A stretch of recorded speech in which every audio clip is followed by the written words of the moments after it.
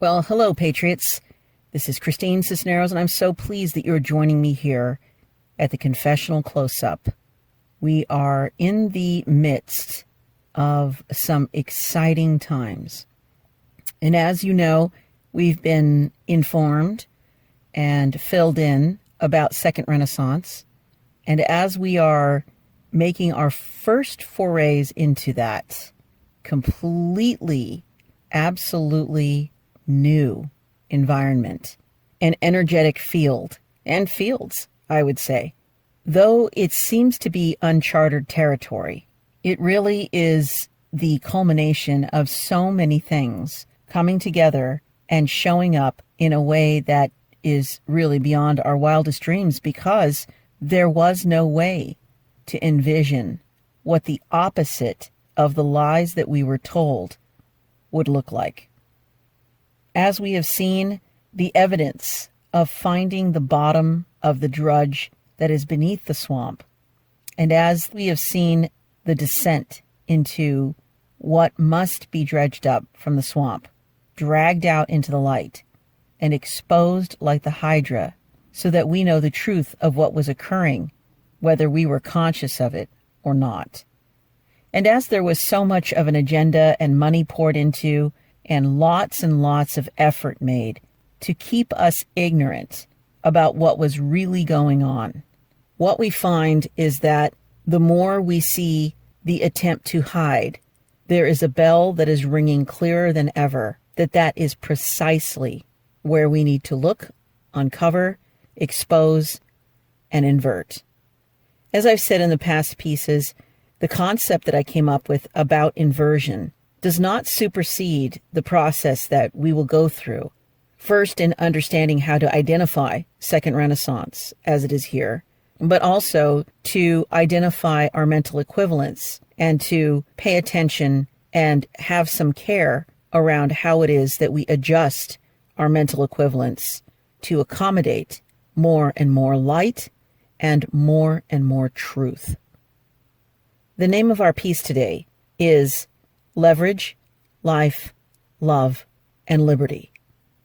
And the reason I think it's important to talk about leverage as it is juxtaposed to life and liberty and love is because one of these things is really not like the others. We have been fostered, repetitively conditioned, I'd say, and punished for not accepting the conditioning, for that which makes control accessible and expedient to those who have an agenda to keep us in the prison of our own minds and thus unable to defend ourselves outside of our minds. I have said this many times that this has occurred in places of education, in places of church, so-called worship, in families, in friendships, in relationships of all kinds, in workspaces, in our government, in those whom we pay to be what we call our leaders. Truly, there is no stone left unturned wherein the tap into your economic and spiritual blood vessels has taken hold and siphoned off not just your money, but the one thing that you can never replace, that is your birthright, and that is your time and your life. Sometimes when I hear people say that they have given their power away before, or that someone was more powerful than they were, what I hear in Second Renaissance particularly is the misunderstanding of where the responsibility lies in leading our own lives. While there may be a certain amount of control and definitely leverage in the world to make you very uncomfortable in some situations, it is wise to note that this is not power. If it were truly a matter of it being genuine power, then there would be nothing to be done about defending our way of life, who we are, our families, our country, and indeed our world. And this is so because it would just be an admission that everything that has been a lie, everything that has had a very large amount of leverage and control over so much of our society was actually designed like that, to be that way and to lord over us that way, as if we were on a prison ship, by our God, our Heavenly Father, who would never put us in that position. In fact, one of the predominant teachings of Jesus was the example he set of even having his own DNA life stripped of him, that all that happened to him and all those who decided to partake in that were not more powerful than he was, and were certainly not more powerful than God. This was made evident because the body that Jesus resided in while he was on the planet was merely that. And the true power, the only power that exists in the universe, and the glory that belongs to the one who carries that power, is God himself. When we were taught in science that you can never destroy energy, what we really know is that no matter how many people you end up controlling or killing, you cannot kill life. And so the attempt to control people, to levy against them, and to create a way for people to believe that they are not worth enough to step into their own divine birthright is a message that is sent loudly, tortuously, and seemingly never-endingly. But it is not the truth. And though its brass and clash and cymbal-like sound resonates over and over, we must never succumb to believing that which is noise above that which is truth. So much of the world has now been built on those faulty foundations of lies that gave birth to lies, had extended families of lies, that included stepchildren and second and third marriages of lies. This lineage of the devil himself has purveyed horror, pain, disgust, and what we might call hell on earth. This, however, is not power. It is control, and it is leverage. It is something that is used to actually appear as power, just as we read in the Bible that it talks about the devil appearing as an angel of light, and also that the Antichrist will appear. Now, the only way to actually guard ourselves, protect ourselves from these things that appear to be there to help humanity, us, and the lineages to come, is to actually be able to recognize them for what they are, what they're made of, and what they utilize in their wicked agenda. One of the conversations I had this week involved talking about the original abortion clinics, which were set up by Sanger and her manifesto to have them eliminate some of the poorest of the black population. And so they were set up in the poorest black neighborhoods to accomplish their evil deeds and final outcome. Now, it is well to note that the first abortions were not voluntary.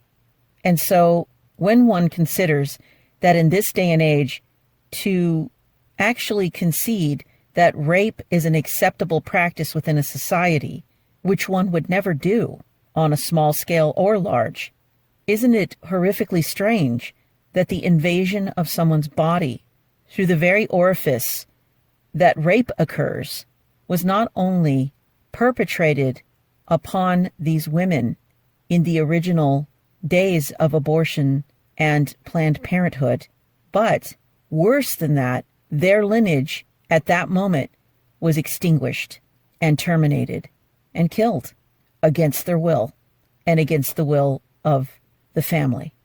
Indeed, this is not the first time that genocide has tragically found its purchase amongst cultures, societies, countries, dynasties, empires, and most of the planet.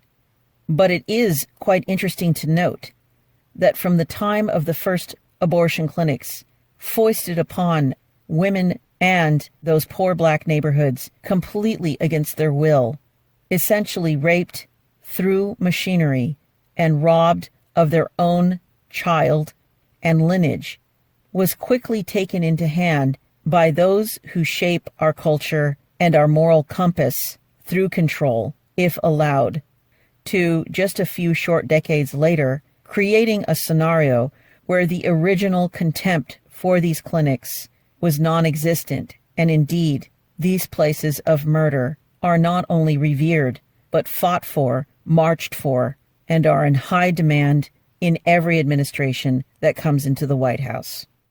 In essence, what has occurred is that so much conditioning and so many twists in the morality of what is so has created a switchback again and again until there is no way to recognize what is actually right and what we claim are our rights. This is not something that happened accidentally. And just as we find several demographics of people confused about who to vote for and what to do about these situations, indeed, we see that the breakdown of the family in its most visceral moment, which is the perpetuation of our species through the family unit and through the love and the liberty that each of us has been blessed with in this country particularly. When I say liberty, I do not mean freedom, because I think often it is confused that liberty is freedom and freedom is liberty. Freedom is not liberty. Freedom is what we are. It's what we were created out of. It was what we came to be when we were conceived of and brought here. We are the freedom of God. We are the love of God. We are the light of God. And none of these things need to be protected. Eternal things don't need to be protected. Freedom does not need defending or protection. Liberty and liberties do. Why? Because the liberties that we enjoy, and indeed are the basis of our American culture and society, is the way that we express our freedom through a vehicle that actually creates a way for us to have a closer semblance of the life that we desire. An example that I can think of is if you break your arm, you suddenly experience the loss of the liberty you had before to move your arm, to use it, and to actually respond with your arm the way you've always known you can do. It does not mean that you do not have the freedom of the design of your arm to actually heal and move into those liberties again. But what causes the pain and the misunderstanding and confusion at times is that you don't have your arm functioning in its liberty the way it used to, though you know you are made of the freedom and how that arm was functioning and is designed to function. This is the same thing that happens in our country and in the world. We have been numbed, have been given political, spiritual, mental painkillers to the point where we can't feel anything. And we have a fair amount of scar tissue built up. So it's very difficult to understand where our nerve endings are and what actually threatens our liberties. When we successfully clear away some of these obstructions to our political, spiritual, and mental nerves, we are then able to feel not just the pain for what is so and what is occurring, but also the building up of our strength as individuals and as a country to accomplish that which is our birthright through freedom expressed through our liberties that were set up by our founding fathers. And if we refrain from looking, if we refrain from going to the very end of the sock, to get to the toe, to pull it and invert that which is no longer serving humanity to stay in the dark about, then what we will find is the leverage will increase to the point where it will be insurmountable, and where one of the worst things that could happen to us is that we won't even recognize what is wrong. Leverage is never anything that anyone wants to have levied against them. I don't know of anyone that enjoys living in obligation, that enjoys being indeed a prisoner.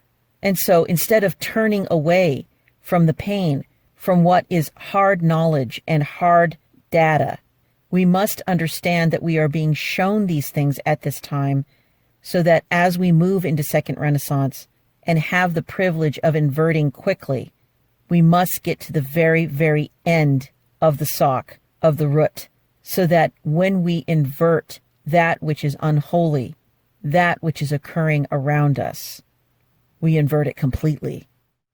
Once we have a taste of what freedom actually is through our liberties, again and again, perhaps for the first time in our lives, we cannot return to fantasizing about leverage ourselves, about how we'll defeat those who have leverage through having leverage.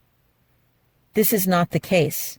And as we find the reality of Second Renaissance to be absolutely stunning and yet nothing we could have ever even imagined, it is simply because it is not fixing what is here, but inverting it to see the opposite reality of what is so. This takes bravery. This takes leaving behind the bravado of how we will deal with those who have taken full advantage of the leverage that we were ignorant about. We must stay on task and not look to the sides for either validation or revenge. We must forge forward unceasingly, incessantly, and remember that our communication with the most perfect calibration to the only power that is to God and His will, and our comfort and complete love will only fully be known through His venue, in His timing. We must remember that this world is not our home. We can appreciate it and love the things that were built in it and created as things of beauty and of life itself. But we must always remember that we are here to do very specific things. And in the end, and along the way, we are never homeless because God is our home. And when we come to that moment where we will depart, just as Jesus departed this world, knowing that He was always home with God and that He would remain at home once passing out of this DNA configuration, we too will see the brilliance and the beauty of everything we ever suspected as it plays out into nothing we could have ever imagined, not only in the passing on of our life at the end of this DNA life, but along the way when we release that which is the lie and the untruth and the anti-liberty that has been sold to us, inverting the ugliness and the wickedness of that to reveal the precious liberty of God that, as Jesus promised, is the total transformation of Christ into our life and our love.